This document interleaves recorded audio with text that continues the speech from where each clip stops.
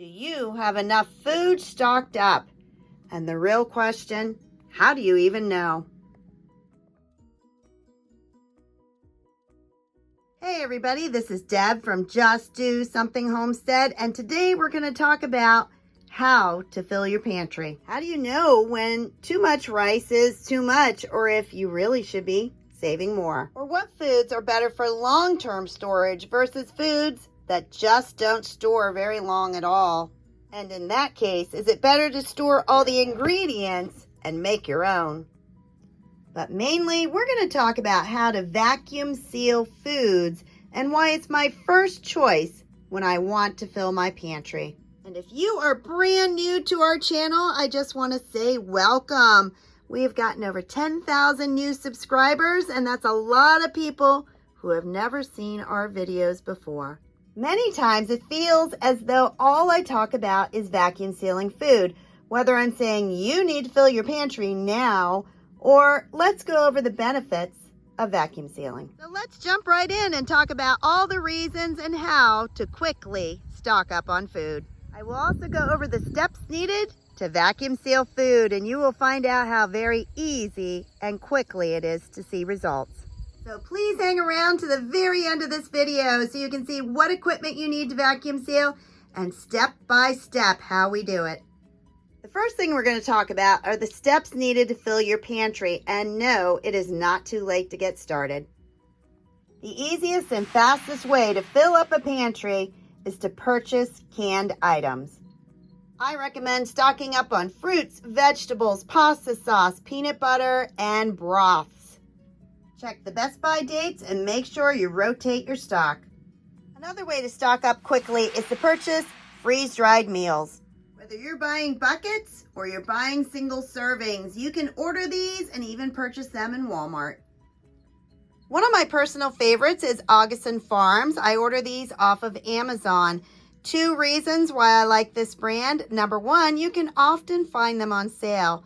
But number 2, this bucket of Quick Oats is good until 2054.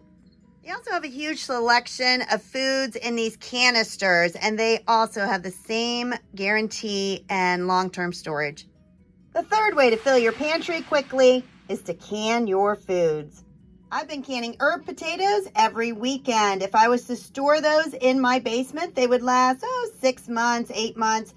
But to store them by canning them first, they now will last up to 3 years. The downside to canning your own food is there's a learning curve and there's equipment that you need to purchase. So if you have never canned before, this is not the fastest way to fill your pantry. And my favorite way to stock up is to vacuum seal. You can vacuum seal any shelf-stable food such as cereals and rice. You can do pastas and crackers. There are so many things that you can vacuum seal, and you don't even have to grow it. So how exactly do you figure out how much food you need to store? There is no simple answer for this. First, start with the size of your family and add anyone else who might be moving in with you. Then figure out how often you eat, for example, a can of corn. If it is once a week, you need 52. But if you eat this twice or even 3 times a week, you need to multiply it so you get a final amount per year. Another way is to figure out how long it takes your family to eat a container of, say, peanut butter. We only eat one of these every 2 weeks. So if you figure that out, you're going to go to about 26 containers of peanut butter a year. But here is where it gets tricky. This container of peanut butter is best by November 18th, 2024. So I rotate my stock, and this will be the next one that I open. If I was to purchase 26 containers of peanut butter that expire all the same month next year, you're going to lose some of that peanut butter. So for this, it is better to purchase some now, but wait 6 months and purchase some more. And lastly, it's important to know how long each of your items can be stored for.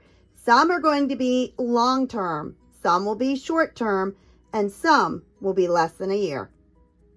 Thanks for sticking with me this long, because now we are going to vacuum seal. The most important item you need to vacuum seal is a quality vacuum sealer. This is Food Saver FM 5200.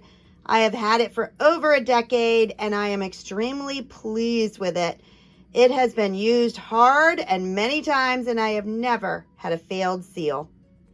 In fact, I like it so much I just bought a second one just in case.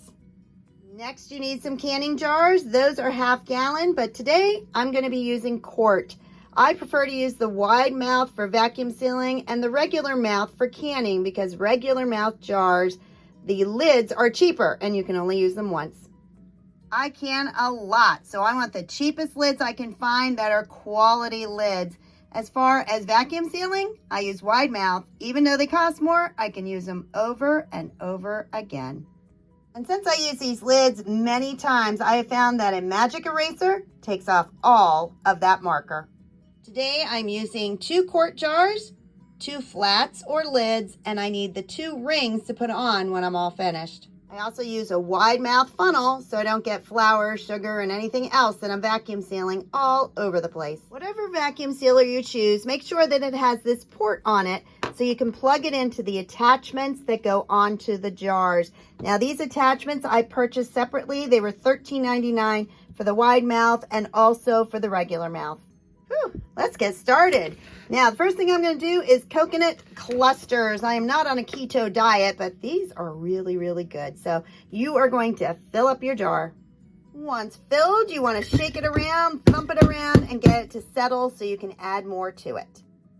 I buy these at Aldi, and 10 ounces fit the quart jar perfectly. I wipe the rim with my clean hand. Yes, I said clean. And I put on my clean lid.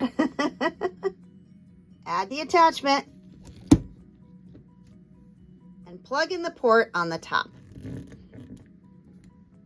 This vacuum sealer is going to shut off when all the air has been removed. So I turn it on and I'm going to push accessory.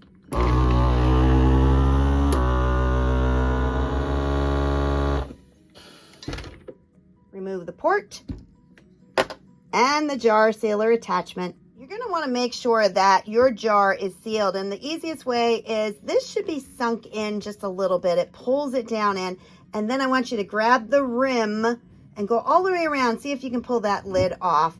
This jar is definitely sealed. Using a Sharpie, I wrote the contents on the lid. So this is organic coconut clusters. Got to put the S on there. And it's Best Buy 2026. Now I add the ring and I store it in a dark, cool location. Next, I'm going to vacuum seal a bag of sugar. Now the only thing different, I'm going to fill it, take all the steps that I did, but I'm going to add a cupcake liner on top of the sugar before I seal it. And yes, you can absolutely vacuum seal sugar. I am asked that over and over. What creates a hard block of sugar is moisture. You're not getting moisture into vacuum sealed jars. Do you think I put too much sugar in? Watch this. This is what I was talking about. Looky there. That is just about perfect. I like to leave at least 1 inch headspace. And what I'm going to do now is put my cupcake liner on top. And follow the same steps as you did before.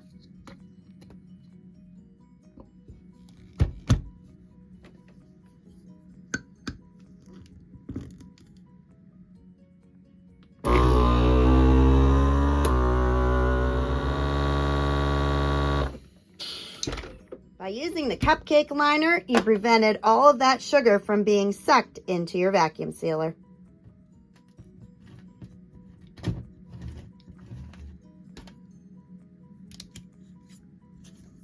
I always write the Best Buy date on there by adding a year to what it said on the package. But I know from experience that this sugar is going to last far more than 2027. But the reason I can't give you an exact timeline is it depends on how you store it. If you store it in a dark, temperature-controlled room, it's going to last considerably longer than if you're storing it in a room with light and a lot of heat. A little bit of history on us. Jim and I have been married for 11 years. I was on a farm. He was in the city, or as he likes to say, the suburbs. But I became a widow with kids at home. He became a widower. and somehow we ended up meeting and becoming married. I tried living in the suburbs for about a decade with Jim, and honestly, it was just not for me. I am a country girl through and through, and so I was not happy unless I was digging in the dirt and preserving my food. And honestly, I felt like I had done everything I could on that one little acre. In fact, here's a couple pictures from my former life.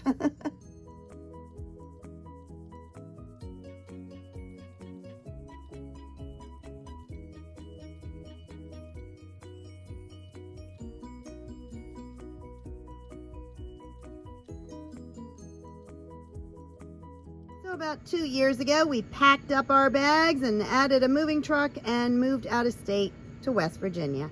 And we are so fortunate to have found this property. It's mostly hayfields, which if you know anything about West Virginia, you don't find a whole lot of flat land. These last 2 years, we've worked mainly on infrastructure, getting the gardens in, the orchard in, and the berry bushes. And this year, we've been focused on building a greenhouse. I gotta tell you, the neatest thing just happened. I was out in the garden, just talking to myself, doing videos, and I heard a car pull up, and I wasn't really paying attention. I thought it was UPS, but it was actually one of my neighbors, and she brought me a fig and 2 Chicago fig trees. That is so awesome. And she also brought 2 dogwood, and she said that they actually produce something that is edible. So that is kind of cool too. So what we're going to do this week is definitely add these to our orchard. And if you are one of my regulars, you know that I am doing a 60-day stock up your pantry challenge, which simply means for 60 days, I will do something every single day to fill my pantry. And if you're interested in doing the same, I highly recommend you click on that video and see what it's all about. If you enjoyed this video on how to quickly fill up your pantry, please like, subscribe, and share. Have a blessed day, everybody. Bye-bye.